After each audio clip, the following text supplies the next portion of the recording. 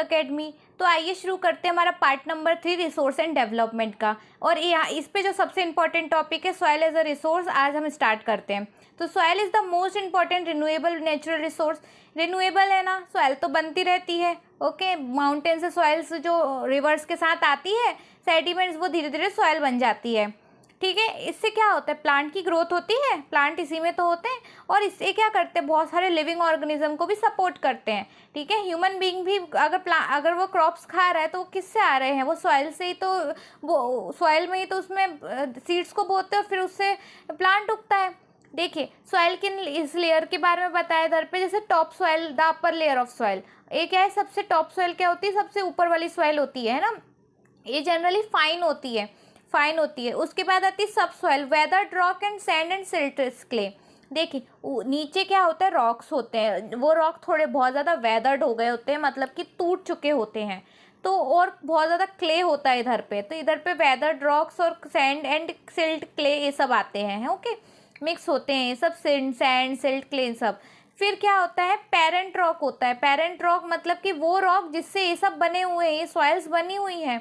आपने अगर वेदरिंग पढ़ी होगी पहले वाली क्लासेस में, तो आपको पता होगा कि पेरेंट रॉक क्या होता है। रॉक से ही तो, रॉक में जब पानी लगता है, हवा लगती है, ठंड आइस होती है, ठंड आती है, ठंड में वो कूल होता है, फिर कंप्रेस हो जाता है, फिर एक्सपांड होता है। इससे क्या होता है, इसमें क्या होता है, पानी घुसता है, पानी से क्या होता है, वो जो है सॉइल में कन्वर्ट हो जाता है ना।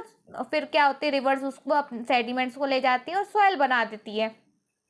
तो जिस रॉक से ये सॉइल बन रही है उसे क्या कहते हैं, पेरेंट रॉक कहते हैं। तो पेरेंट रॉक का ही एक सबस्ट्रेटम है। ओके, और फिर नीचे आते हैं अनवेदर्ड, मतलब कि ऐसे रॉक जिसको अब नहीं तोड़ सकते, है ना। अनवेदर्ड रॉक अपनी टूट पाए हैं वो रॉक अभी, अब देखिए पेरेंट ए वेदर्ड है ना, मतलब इसमें वेदरिंग हो रही है, पर ये भी अभी तक वेदर्ड नहीं हुए हैं, है ना। अभी तक ये टूट नहीं पाए हैं। ओके, आपको समझ में आया। नेक्स्ट देखिए, जो सॉइल है वो लिविंग सिस्टम है सभी का, है ना, सभी ऑर्गेनिज्म का लिविंग सिस्टम है। ठीक है, और सॉइल को बहुत समय लगता है बनने में, ऐसा नहीं कि जल्दी बन जाता है, बहुत समय लगता है, मिलियंस ऑफ ईयर्स लग जाते हैं। और ये क्या है, फ्यू सेंटीमीटर बनने में ही बहुत सारा साल लग जाते हैं। ठीक है, अब देखिए, relief, parent rock, bed rock, climate, vegetation and other form of life, time are important factor of formation of soil.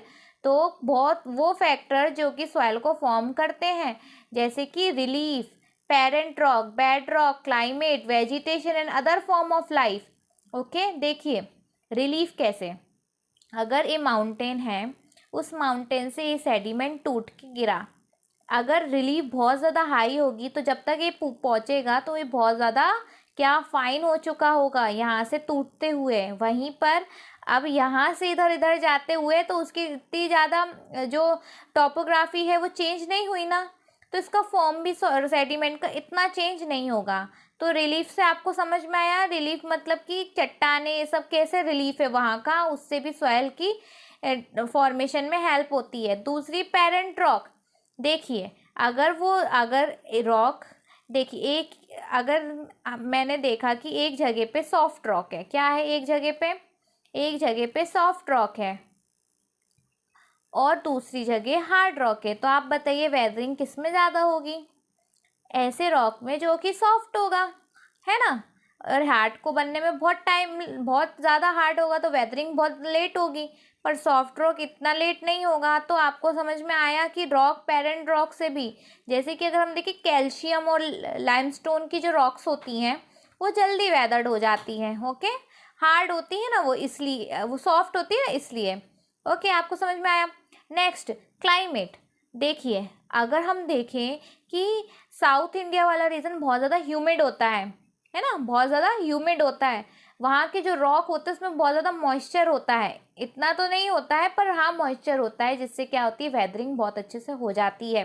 तो क्लाइमेट, अगर क्लाइमेट ठंडा, जैसे कि आप राजस्थान वाला एरियाज देखें तो वहाँ पे दिन में तो हॉट होगा और रात में क्या हो जाएगी, वो कूल हो जाएगी, है ना, रात में क्या हो जाएगी, कूलनेस आ जाएगी। ओके, इससे क्या होता है, वो जो रॉक है वो एक्सपांड होता है।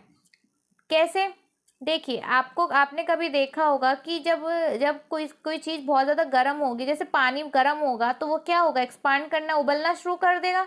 तो जैसे रॉक है वो जब ऐसा था वो थोड़ा सा अपनी टोपोग्राफी थोड़ी सी चेंज कर लेगा।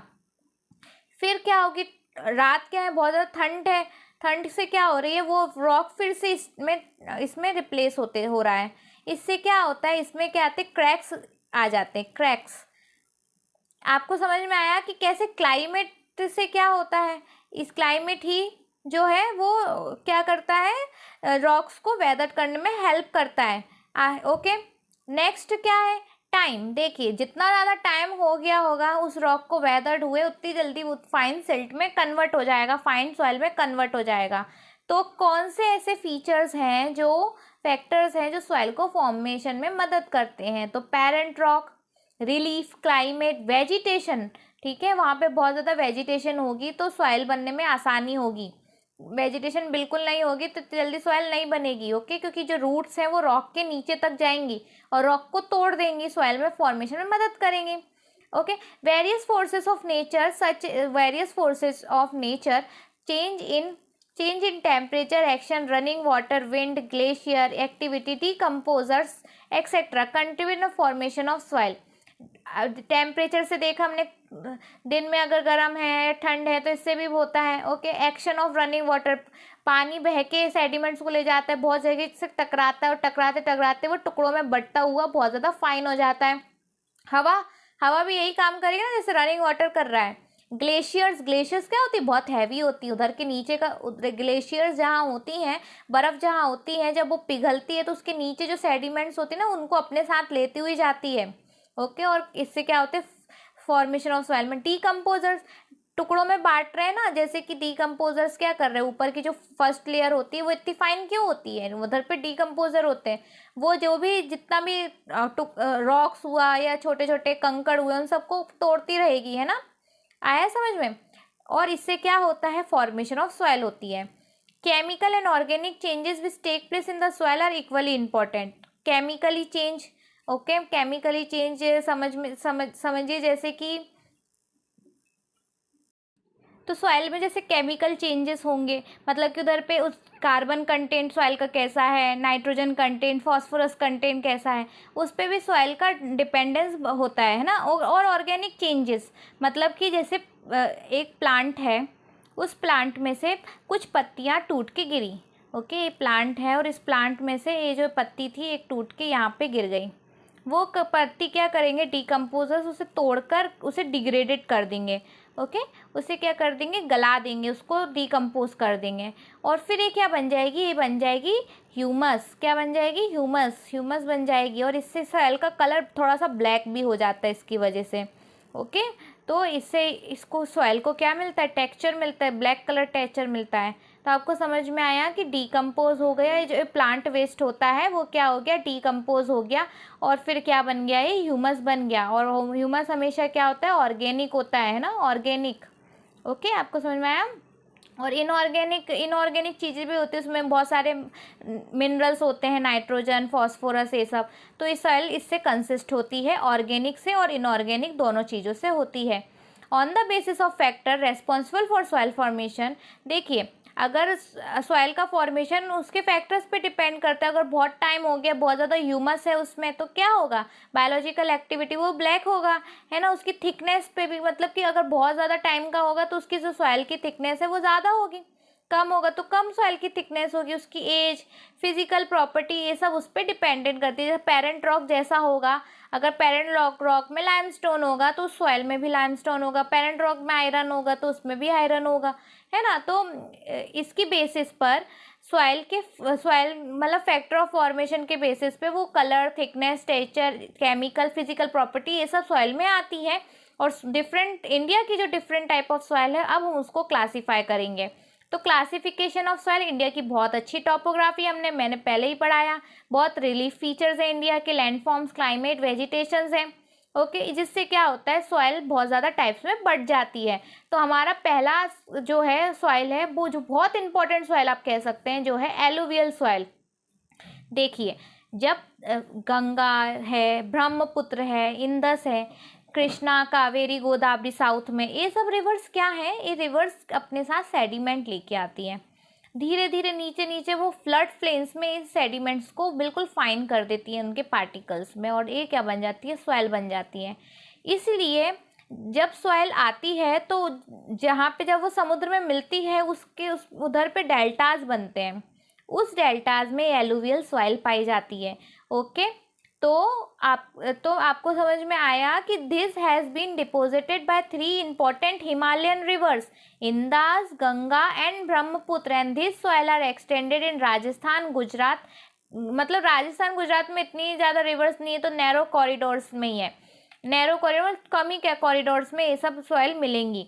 ये ज़्यादातर नदर्न प्लेन्स में मिलेंगी, है ना, एलुवियल सॉइल, और ये बहुत ज़्यादा हमारे इंडिया में वाइडली स्प्रेडेड है। Alluvial soil is also found in eastern coastal planes. हमारे इंडिया की अगर ये वेस्ट कोस्टल प्लेन है तो ये ईस्ट कोस्टल प्लेन है। मैंने बताया भी कृष्णा गोदावरी कावेरी रिवर्स भी आती हैं, तो ये यहाँ से आती है और यहाँ मिलती है समुद्र में, जिसकी वजह से इधर पे डेल्टा बनता है और इस डेल्टा में ए वाली सॉइल पाई जाती है।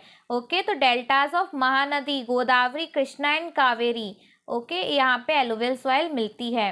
देखिए एलुवियल सॉइल ऐसी दिखती है। Alluvial soil consist of various proportion. देखिए क्योंकि वो माउंटेन से आ रही है ना, हिली एरिया से आ रही है, तो वहाँ पे बहुत ज़्यादा उसका कंपोजिशन जो होगा वो वेरी करेगा। उसमें सैंड भी होंगी, सिल्ट भी होंगी, क्ले भी होंगे। देखिए अगर सॉइल का टेक्सचर, मतलब कि आप समझिए कि सॉइल का जो एक पार्टिकल है वो इतना है तो वो सैंड हुआ, अगर इतना है तो वो सिल्ट हुआ, और इतना है तो वो क्या हो गया, क्ले हो गया। तो सैंड, सिल्ट और क्ले में डिफरेंस समझ में आया, सिर्फ क्या है, टेक्सचर का और साइज का, पार्टिकल्स के साइज का डिफरेंस है। As we move inland toward the river valleys the soil particles appear some bigger. Okay, rivers की वैलीज होती है ना, घाटियाँ होती है जहाँ से रिवर्स निकलती है, वहाँ पे सॉइल के पार्टिकल्स बिगर इन साइज होती हैं। Okay, in the upper reaches of river valley के ऊपर, है ना, near the place of the break of the slope.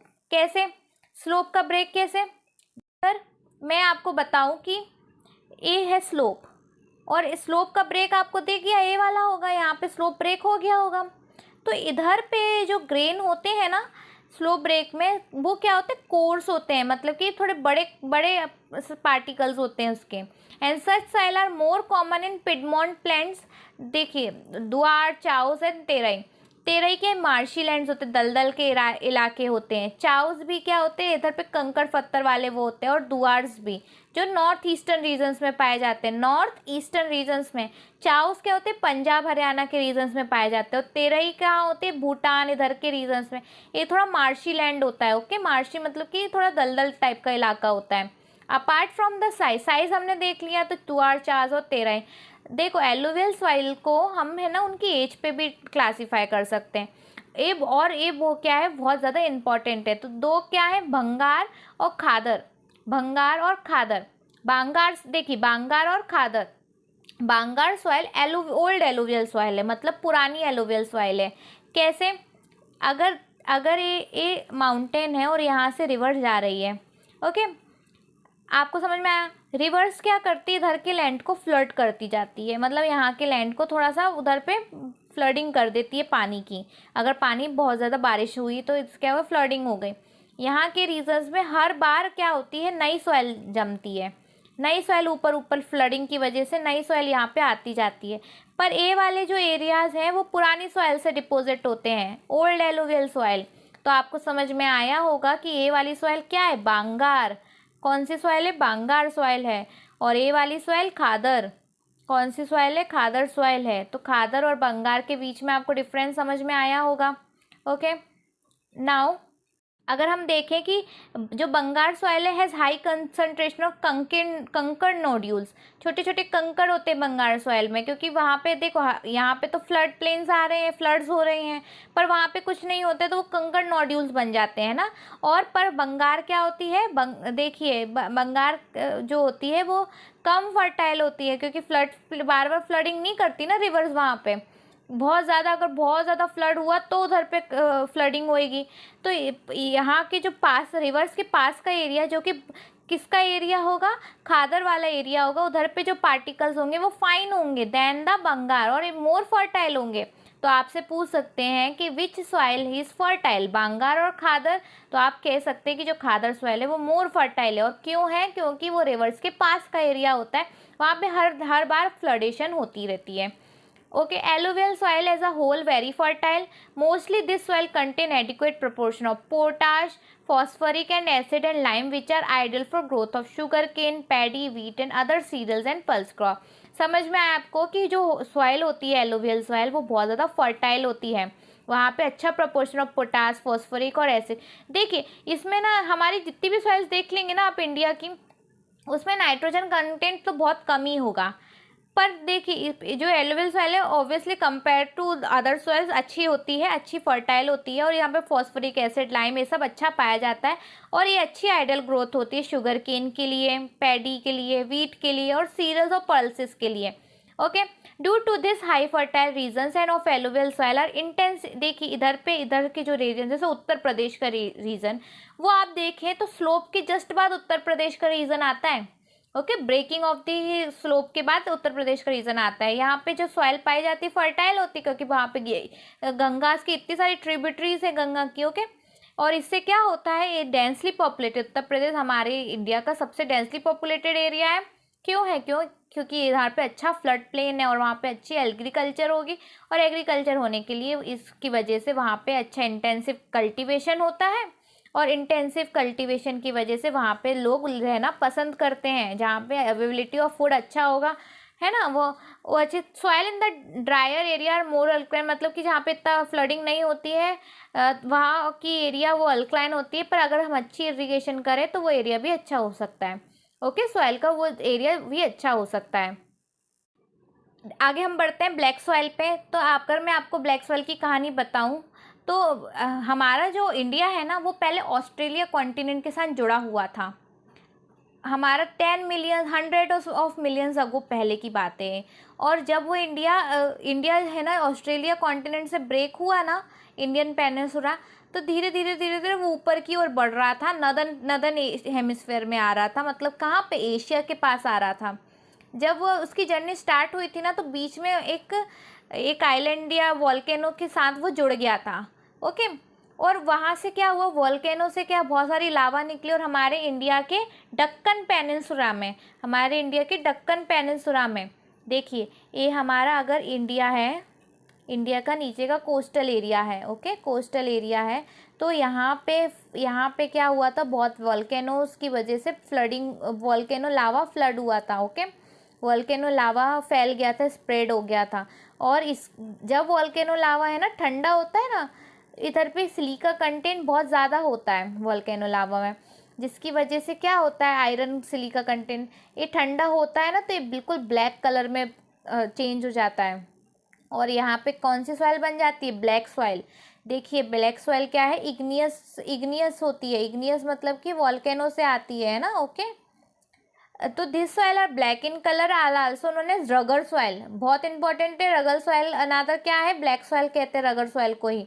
और ब्लैक सॉइल कॉटन कल्टीवेशन के लिए सबसे अच्छी आइडियल होती है। तो कॉटन कल्टीवेशन के लिए कौन सी सॉइल आइडियल होती है, तो ब्लैक सॉइल आइडियल होती है।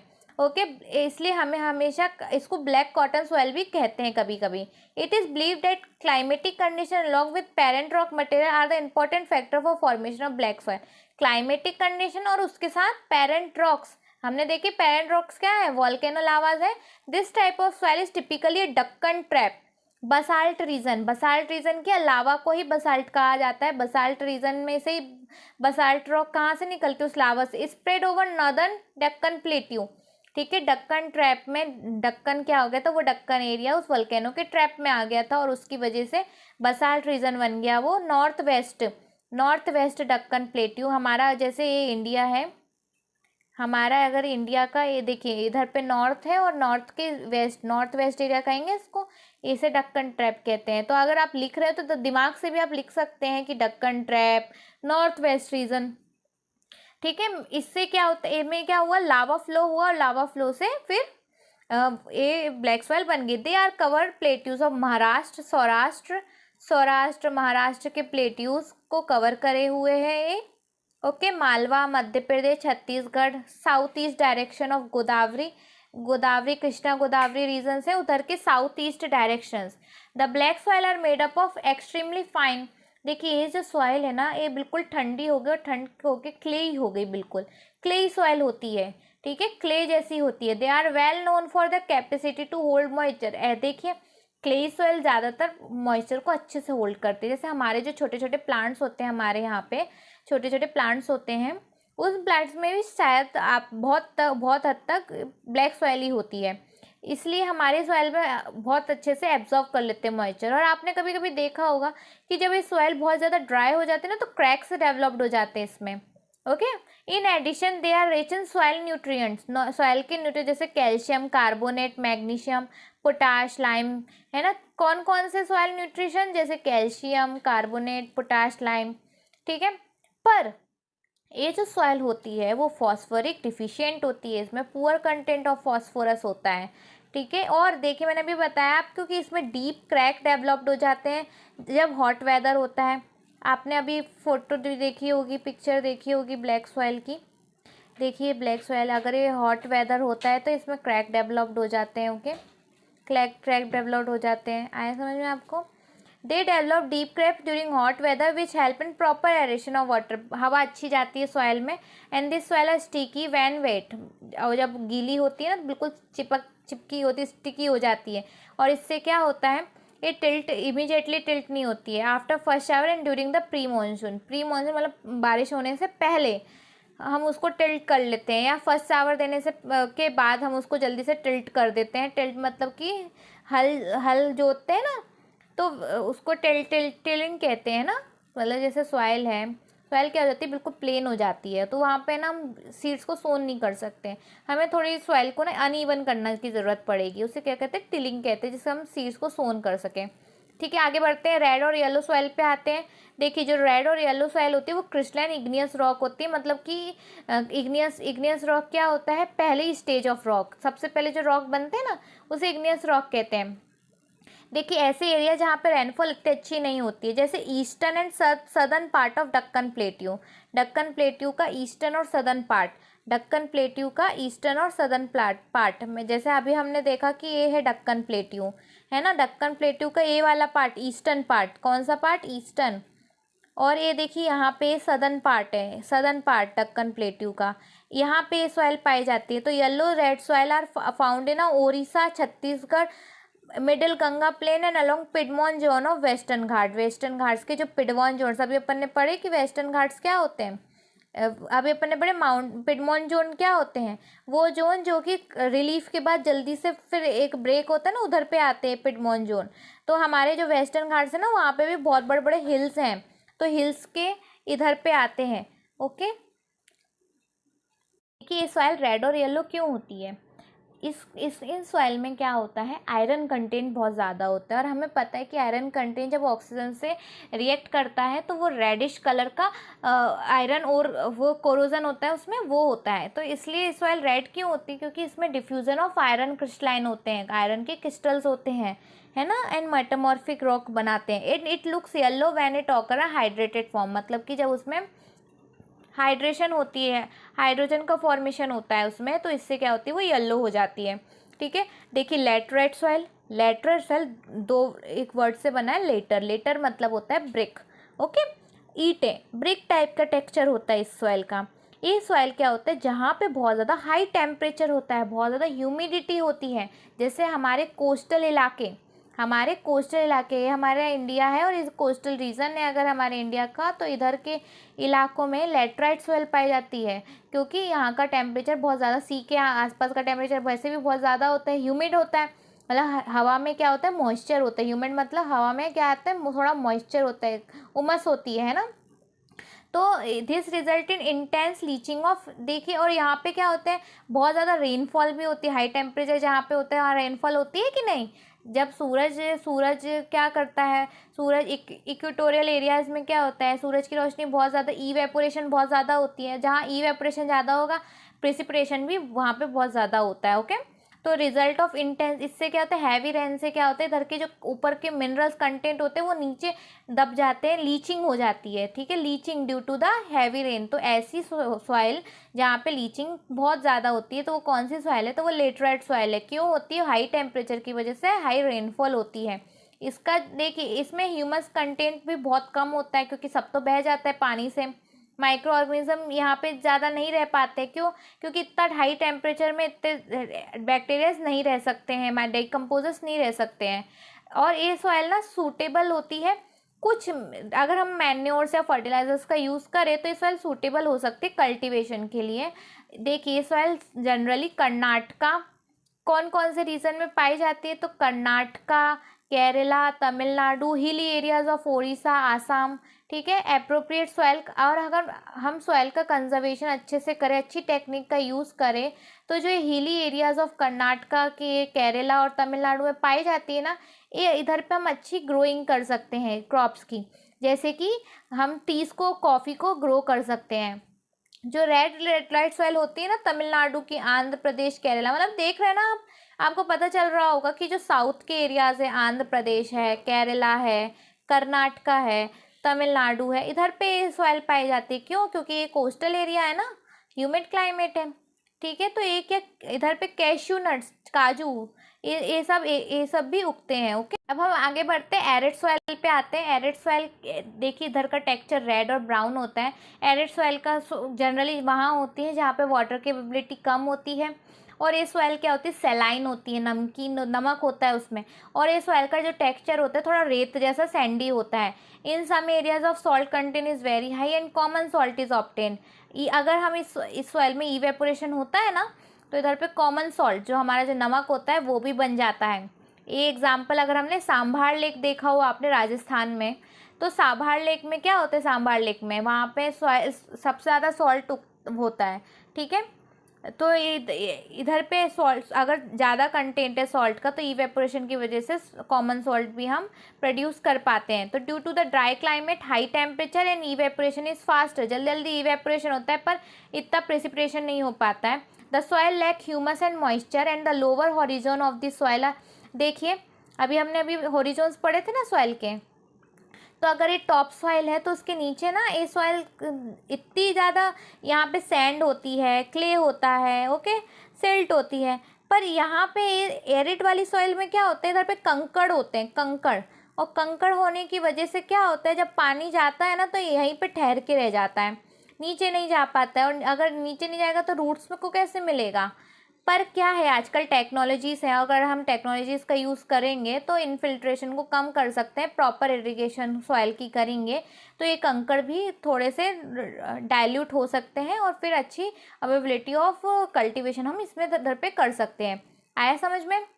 और ये कहाँ पे, देखिए, राजस्थान वाले, वेस्टर्न राजस्थान वाले इलाकों पे ये सब फाउंड होते हैं। Okay, according to mountain environment where they are formed, they are loamy and silt.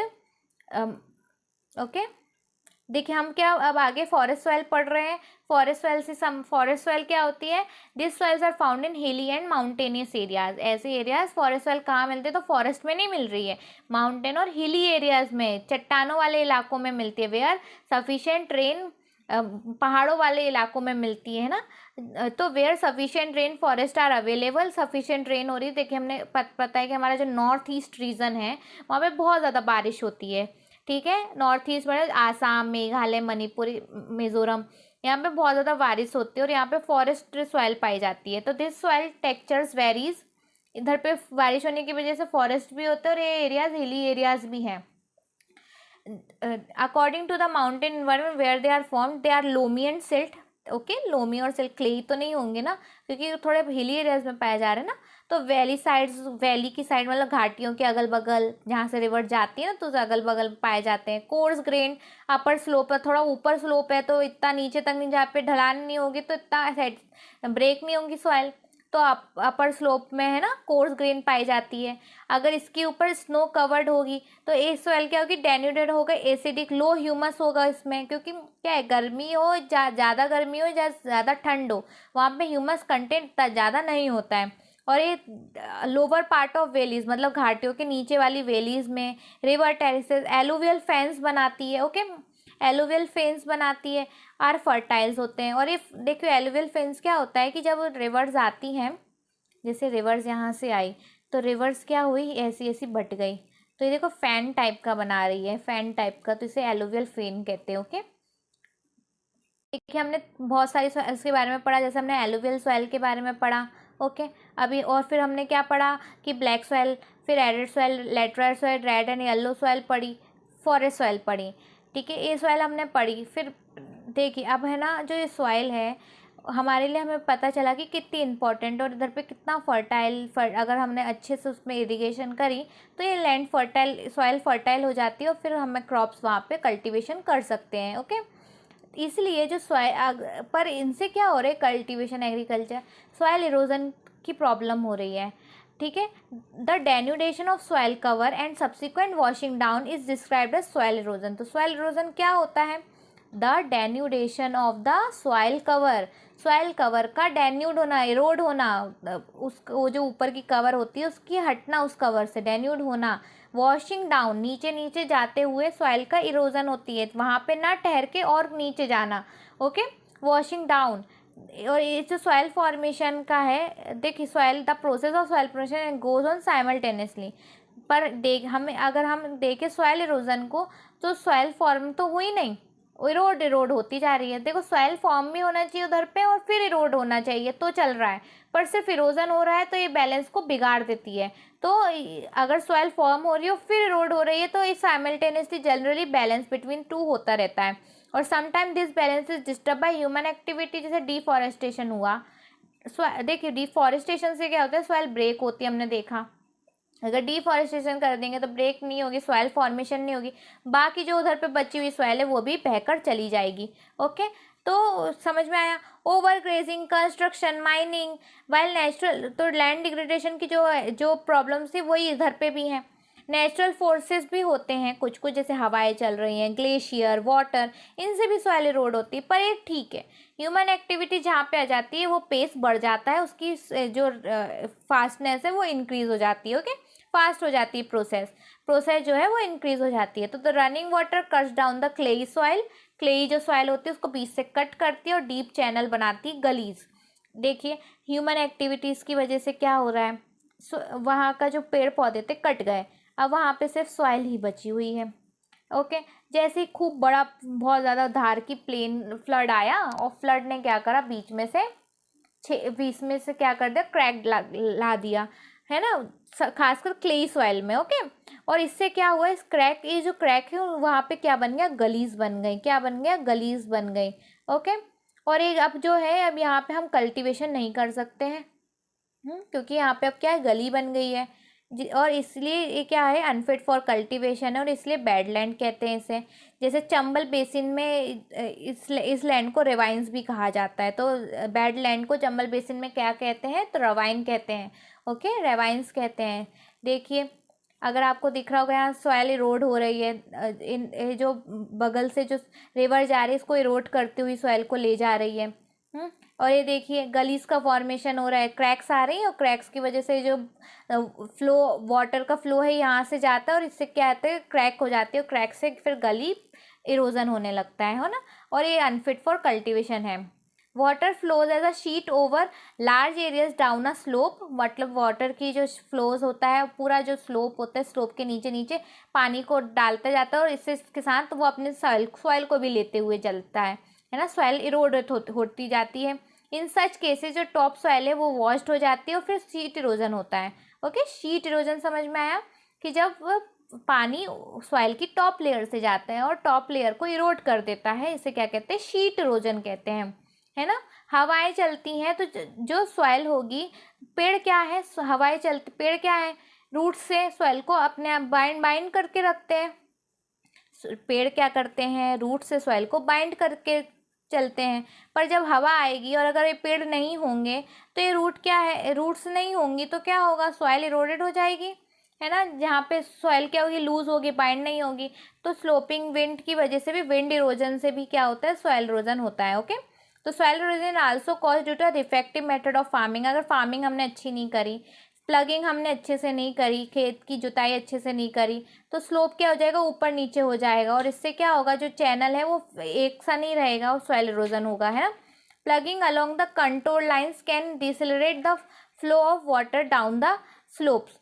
मतलब कि अगर फ्लड जो है हमने प्लगिंग करी कंट्रोल लाइन पे, तो कंट्रोल लाइन्स मतलब कि क्या, कि जैसे कि हमने है ना, ये हिली एरियाज़ हैं, ओके, हिली एरियाज़ हैं, उस हिली एरियाज़ में हम क्या कर दे, स्टेप्स बना दे, ऐसे बना दे ऐसा, और हम यहाँ पे ही इधर ही पे करें प्लगिंग, ठीक है, प्लगिंग करें इधर पे, और इधर पे अच्छा थोड़ा सा ऊंचा लेवल कर दें, तो पानी क्या होगा, इधर ही पे ठहर जाएगा, नीचे नहीं जाएगा, और नीचे नहीं जाएगा, फिर और नीचे नहीं जाएगा, है ना, यहाँ पे नहीं जाएगा। क्यों, क्या यहाँ पे क्या है, क्रॉप्स है, क्रॉप्स क्या करेंगे, सॉइल को बाइंड करके रखेंगे, ठीक है। तो इसी प्लगिंग को क्या कहते हैं, कंट्रोल प्लगिंग कहते हैं। मतलब कि एक्सटर्नल बाउंड्री पे जब प्लगिंग करते हैं ताकि वाटर स्लोप से नीचे ना जाए, उसे क्या कहते हैं, कंट्रोल प्लगिंग कहते हैं। तो plugging along the control line can decelerate the flow of water down the slope and this is called control plugging, okay.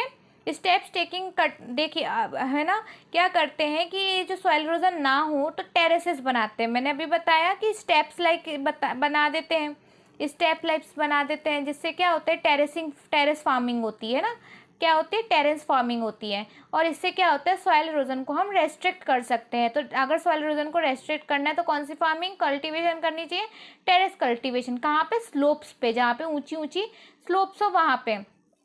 तो western and east central Himalaya है well developed terrace farming. Large field can divided into strips, बहुत बड़ी field strips में बटी हुई होती है, और strips of grass are left to grow between the crops, crops के बीच में ग्रास को उगने देते हैं ताकि जो क्रॉप्स हैं वो बंधे रहें और वहाँ से सॉइल इरोड ना हो। This break up the force of wind, wind को फोर्स, इतनी विंड को मतलब कि फोर्स जो रहता है विंड का वो इतना कम हो जाता है उससे, इन सब स्ट्रिप्स की वजह से, ग्रासेस की, है ना। तो this method known as strip cropping, ठीक है। तो क्या होता है, हिली एरियाज में विंड ज़्यादा होती है, तो विंड की वजह से क्या होता है, सॉइल इरोजन होती है, तो क्या करते हैं, बीच बीच में स्ट्रिप्स ऑफ ग्रासेस लगा दिया करते हैं, और इस ग्रासेस लगाने की वजह से क्या है, जो विंड है वो उसका जो फोर्स है कम हो जाता है, ठीक है।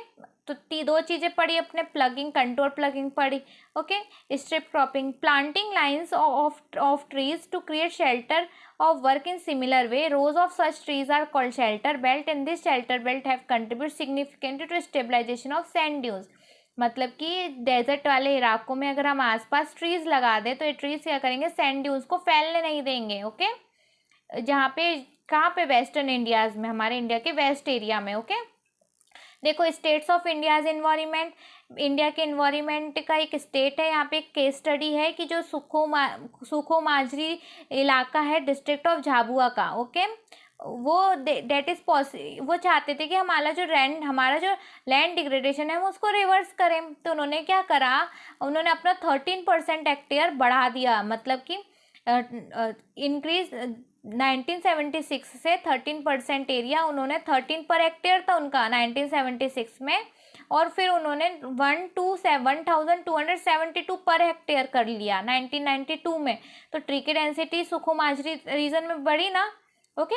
इससे क्या हुआ, जो रीजनरेशन हुआ, एनवायरनमेंट अच्छा हुआ, इकोनॉमिक वेलबिंग हुई, जिससे क्या हुआ, रिसोर्स की अवेलेबिलिटी बढ़ी, क्योंकि जहाँ पे ट्रीज हैं वहाँ पे रिसोर्स की अवेलेबिलिटी बढ़ेगी ही, okay. Improve agriculture and animal care and consequently increased income, इससे इनकम में बढ़ी क्योंकि फॉरेस्ट प्रोडक्ट्स बढ़ेंगे, है ना, वहाँ का एनवायरनमेंट अच्छा होगा, वहाँ पे इतने फ्लड्स नहीं आएंगे, ओके। तो इसकी जो इनकम है, हाउस होल्ड इनकम, वो 10,000 से 15,000 वेरी कर रही है 1979 से 1984 के बीच में। प्यूपिल्स मैनेजमेंट एसेंशियल, इसलिए हम कहते हैं कि जो प्यूपल का मैनेजमेंट है वो एसेंशियल होता है। अगर हमें इकोलॉजिकल अपने इकोसिस्टम को रिस्टोर करना है तो हमें इंगेज होना चाहिए, है ना, आपस में इंगेज होके काम करना चाहिए। With pupil being made of decision maker by Madhya Pradesh government, 2.9 million hectare of about 1% of India's land area.